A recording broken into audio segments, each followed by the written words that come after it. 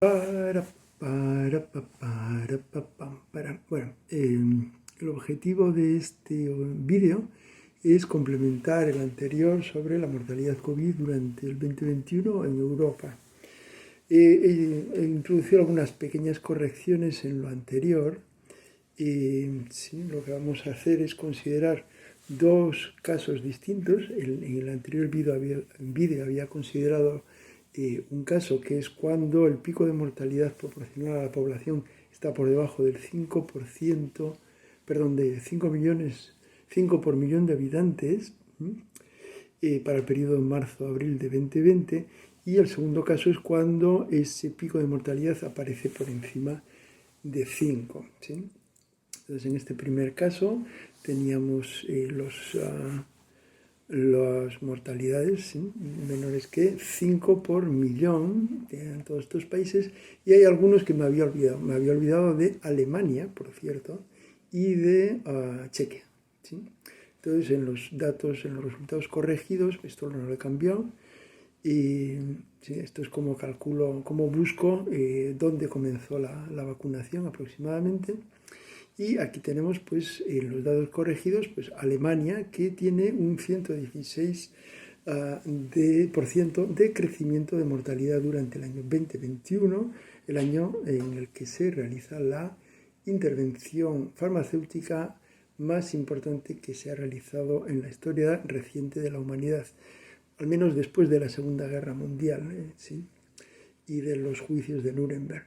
Bien, Chequia, creo que estaba por aquí, ¿sí? Es nueva también, 85, y alguno más que he apuntado. Entonces, estos serían los resultados actualizados, ¿sí? De los incrementos de mortalidad durante la intervención farmacéutica en estos países que tenían la característica de tener una pequeña mortalidad en el periodo marzo-abril. Yo eso lo interpreto como que estos países pues no se habían dado cuenta de que la OMS había declarado pandemia y entonces pues no reaccionaron, ¿no? Pero en el segundo caso, cuando tenemos mortalidad relativa mayor de 5 por millón, y aquí he añadido USA, porque bueno, los Estados Unidos es el país de referencia, ¿no? En toda esta pandemia. La OMS está situada en Estados Unidos de América, la Fundación Bill y Melinda Gates pues está también con sede en Estados Unidos, Johns Hopkins University está en Estados Unidos, Stanford University está en Estados Unidos, etcétera, etcétera, etcétera. O sea que Estados Unidos es el país de referencia de calidad de tratamiento y calidad sanitaria. Bien, estos serían los países que he encontrado, ya digo, que tienen este pico. El pico no es solo, o sea, hay alguno que está cerca de, bueno, un poquito, ¿no? 5, pues yo qué sé, un poquito Luxemburgo, 6. Pero, bueno, el salto es gordo, o sea, que el pico era muy, muy, muy gordo aquí, ¿no? O sea, que hubo una reacción instantánea de estos países a la llamada de la pandemia y declararon, pues, una alta mortalidad en esta época.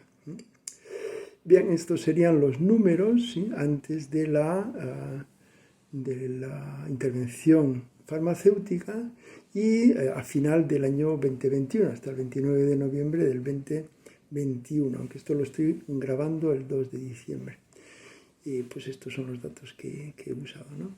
Entonces, nos quedarían estos resultados de incremento de mortalidad, donde pues Bélgica, por ejemplo, tiene un incremento positivo grande, Irlanda también tiene un incremento positivo bastante grande, y pues el Reino Unido también es, bueno, una de las sedes de la intervención farmacéutica, ¿no?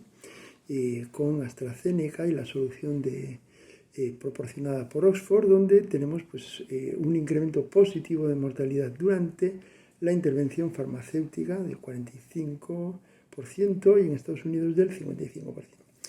Esto sería gráficamente. Y aquí hay que considerar, creo, que hay que considerar un tema, que es el tema de las residencias de ancianos. Bien, en España, más del 50% de los muertos de COVID en 2020, bueno, según las fuentes todavía, fueron en residencias de ancianos. Y está bastante reconocido que la primera ola tuvo una situación caótica en todos los sentidos, ¿sí? Entonces, como ejemplo, pongo esta referencia reciente en Lancet, Regional Health Europe, donde bueno, pues hablan del impacto del COVID en las residencias de ancianos y bueno, la necesidad de saber qué pasó. Bien.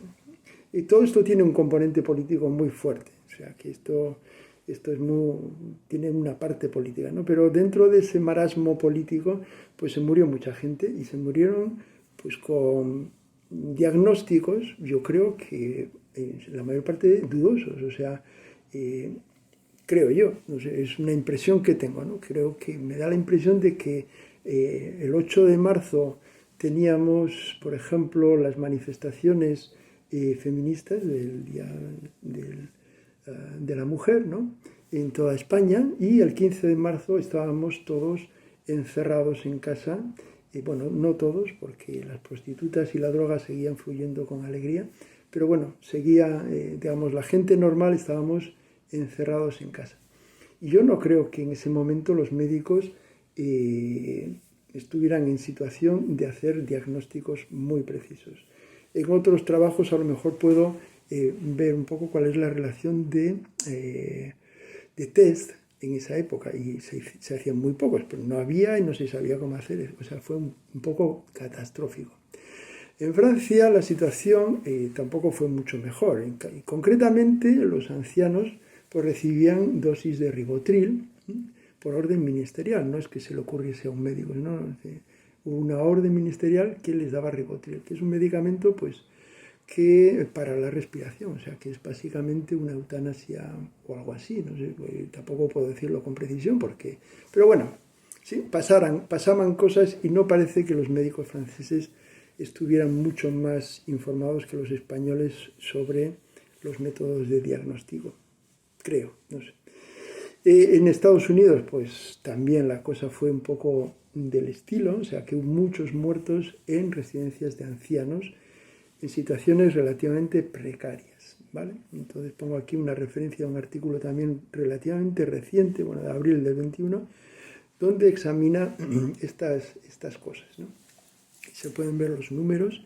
Entonces, ¿qué es lo que me ha parecido que puede ser conveniente? Pues yo creo que se puede realizar una pequeña corrección en los muertos por COVID declarados en la primera ola. Esta corrección pues vendría a ser como restar un 20% a los muertos COVID declarados antes de que comience la intervención farmacéutica. Bueno, con esta corrección pues cambian los números. Entonces, por ejemplo, pues Francia, que tenía pues menos 14%, o sea que tenía un descenso del 14%, pues pasa a tener un aumento del 31%. Irlanda pues ya se dispara al 115%, etc. United Kingdom y United States pues pasan a tener más del 100% de incremento de mortalidad COVID durante la intervención farmacéutica. Es una corrección, bueno, pues para tener los números exactos realmente habría que examinar todos y cada uno de los casos, lo cual parece ser que no está dispuesto a hacer ninguno de los estados. Porque todavía no he oído a ningún político decir que está dispuesto a presentar todos los documentos ante un juez imparcial, independiente, por ejemplo, en el Tribunal de La Haya, y discutir pues qué es lo que ha hecho y qué decisiones ha tomado. No lo he oído, creo que no lo voy a oír jamás, por lo tanto, no creo que esta cifra de muertos en la primera ola, en la primera, digamos, andanada de la pandemia, podamos conocerla con precisión jamás. Entonces, esta corrección es simplemente una sugestión de lo que podría ser, ¿no? Que podríamos tener. Si se hace esta corrección, si se asume que hubo, digamos, exceso de declaración, pues tendríamos esta situación de incremento de mortalidad durante la intervención farmacéutica en estos países, ¿sí? Concretamente.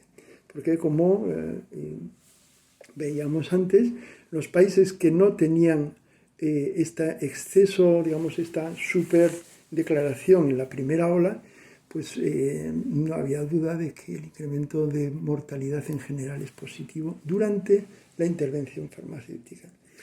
Y bueno, pues como decían en el 1, 2, 3, hasta aquí puedo leer.